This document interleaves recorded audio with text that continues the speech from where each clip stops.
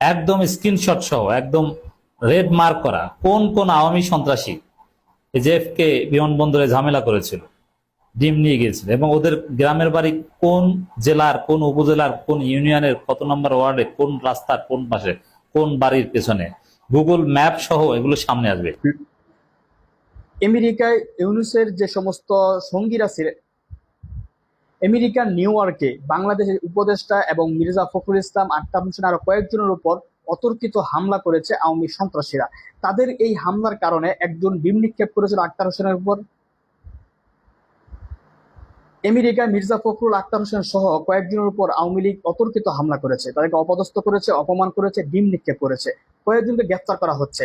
অবশেষে কার নির্দেশে এইগুলো হয়েছে সেটিও আলোচনায় এসেছে, এটা হচ্ছেন সজীব ওয়াজেদ জয়।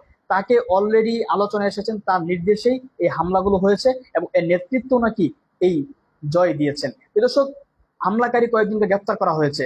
এখন এই সজীব ওয়াজেদ জয়কে গ্রেফতার করা হচ্ছে নাকি গ্রেফতার করা হয়েছে, এই বিষয় নিয়ে এখনো ধোঁয়াশা সৃষ্টি হয়েছে।